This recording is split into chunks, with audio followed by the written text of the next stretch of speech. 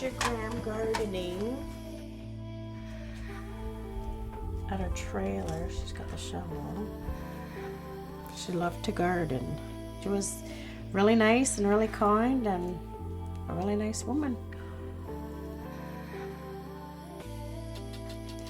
My name is Diane Paul, and my mother's name is Geraldine Teresa Paul. I don't really remember a lot about her. I don't have a lot of memory of her.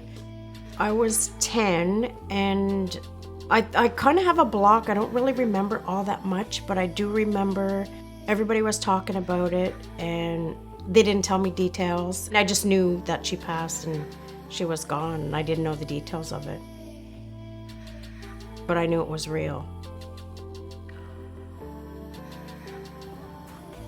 Ready? Yeah.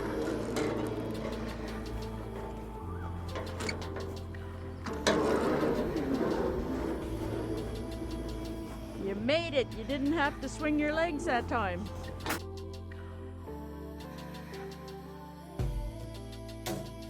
My name is Arlene Brooks, Rowena's older sister. She was always a tail, let's put it that way. Everywhere as I went, she was right behind me. She had a love for children, which is why she became an early childhood educator. Her dogs, oh my God, her dogs. Sasha Girl, she walked everywhere. Even though they had a vehicle, she would prefer to walk.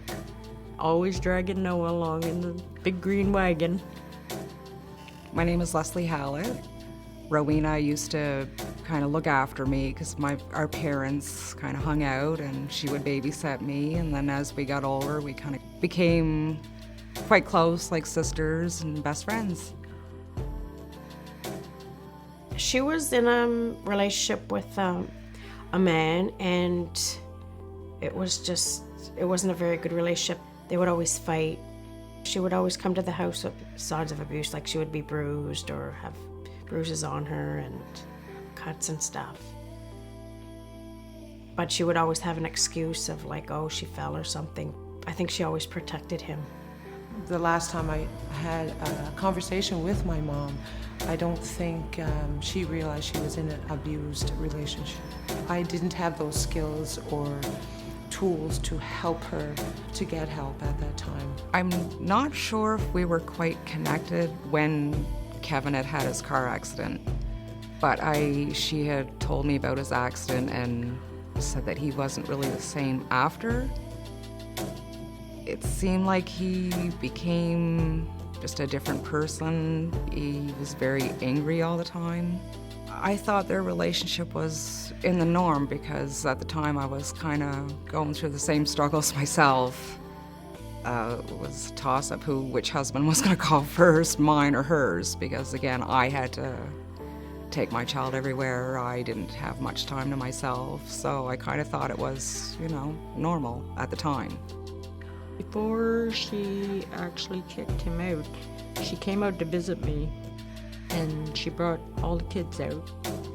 And she said that they had been arguing. He called my cell phone like 15 times the first day, and she just hold the cell phone out like this, and we could hear him yelling at her, like freaking right out. And all weekend, like whenever I turned my phone on, there'd be a whole bunch of missed calls. But she says, I don't know what to do. She says, I'm thinking about kicking him out. I have 2 sons, Dallas and Zach. I love it, teaching my children things about what I was taught and teaching them new things about who they are. It was hard, like growing up without my mother, because I needed her and she wasn't there, and it was just hard, like I couldn't go to her for anything. I kind of felt a little bit like helpless at times. I felt kind of empty and just kind of alone. The day my sister got murdered, I think all her relatives were there at my mother's. And finally, one of the policemen come in and he said that she had passed and that Kevin had passed too, but they didn't tell us how. I don't know, it was a shock. Like, we were all shocked. We didn't expect anything like that.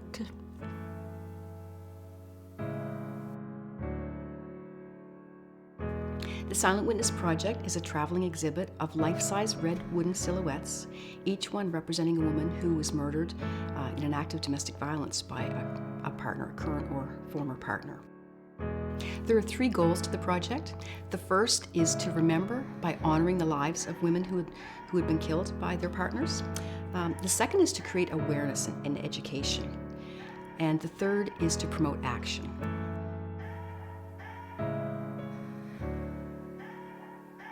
I've used the Healing Lodge once with Stephanie. We came here and we went over the documents of my mom's case. It made me understand a lot more about her and what she went through and who she was. It creates healing to have the family take leadership and work with all the community agencies that might be there to prevent a future death, that might have worked with their loved one and unfortunately not have been able to prevent her death. The family is involved in writing up the information on the shield about their loved one because that person is more than a statistic. So families, for us, are instrumental in creating awareness because it's hard to create awareness of a statistic. It's much more poignant when you know, oh my God, that's someone who lived and loved and worked and played amongst us. And for the longest time, I had a hate for my brother-in-law. Over the years, I've told myself, I don't want to live my life like that. I said, I'm never going to be happy if I don't let go of that hate. So one day I got up, I said, you know what, I'm done. I can't say I forgive him, but I can go on without having a hate for him every day because it was just making me somebody I didn't want to be. I have no voice, I feel no pain. I'll stand beside you each step of the way.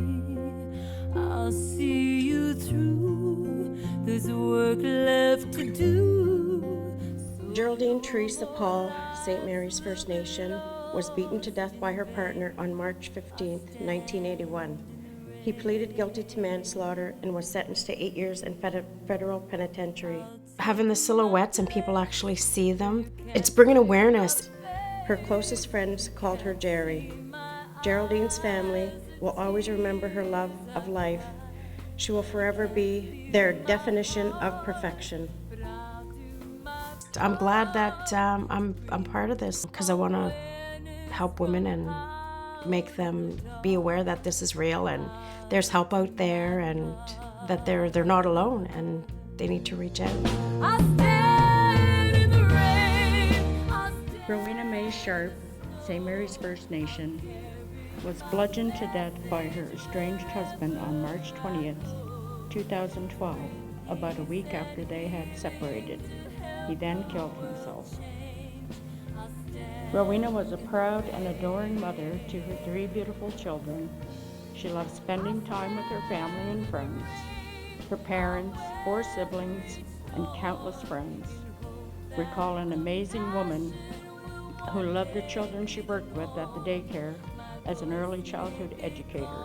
I'm hoping when it comes here, when her silhouette comes here, that people will read it, remember her, and know that living in an abusive relationship isn't healthy for either of them, that there are places you can go to get help.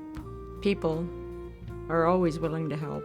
The community, family, of course, and that if it's happening, tell somebody. Rowena is sadly missed by everyone in her community, and she will never be forgotten. It affected me, her passing. For the first few years, it was really hard. But now it has made me stronger. I had enough of my own marriage, and I did leave my ex-husband. I don't put up with anything.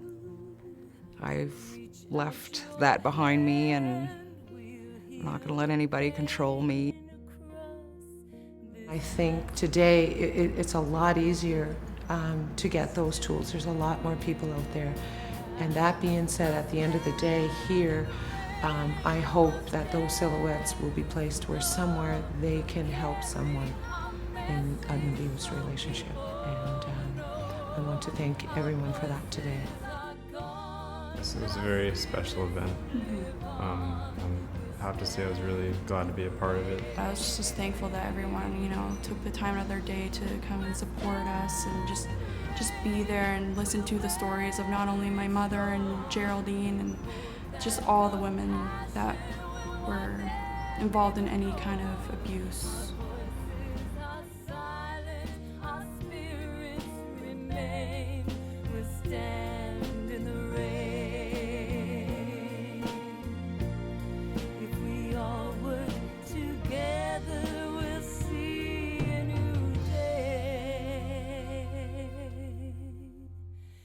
Stand in the